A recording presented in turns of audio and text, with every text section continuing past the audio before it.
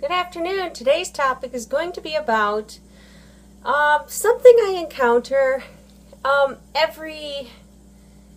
probably every day I walk my dog.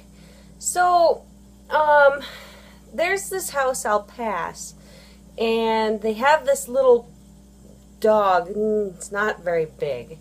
It's a puppy right now, but I'd imagine its breed isn't going to get much bigger than this, no bigger than 10-pound dog. Anyway, so I'm walking and this dog runs up to my dog, no collar on, nothing, no leash. I don't know what the person was expecting, a dog that's not on a leash and doesn't have a collar, that it's not going to come back to you if you're calling it several times.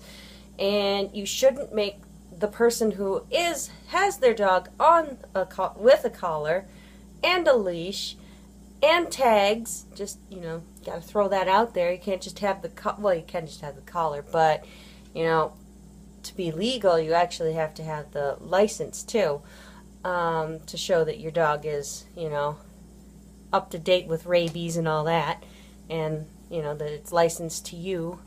Anyway, you shouldn't ever make the person who's walking down the street with their dog feel bad because their dog ran after your dog.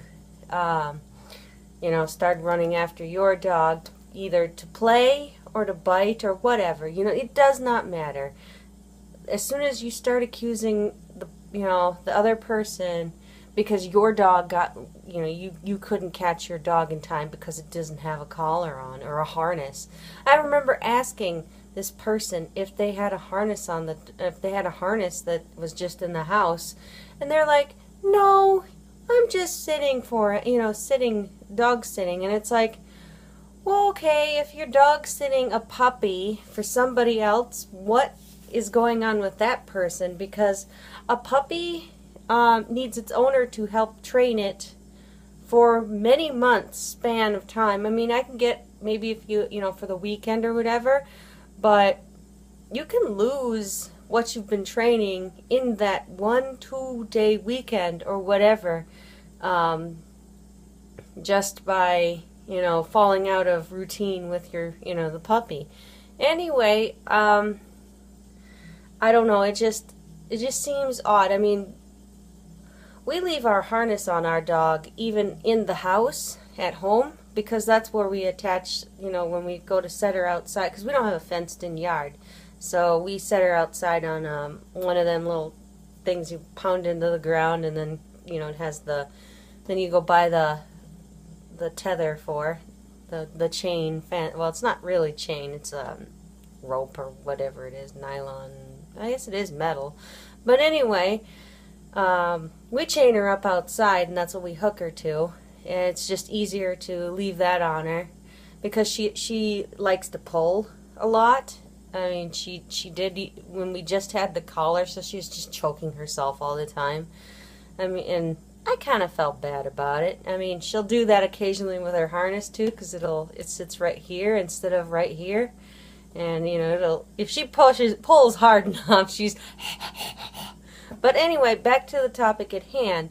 Now, I don't let my dog roam around. Well, I do occasionally. We'll take the harness and the collar off of her and scratch really good where, like where the harness sits on her, because you can tell, because her fur kind of, is already conformed to being used to having something there.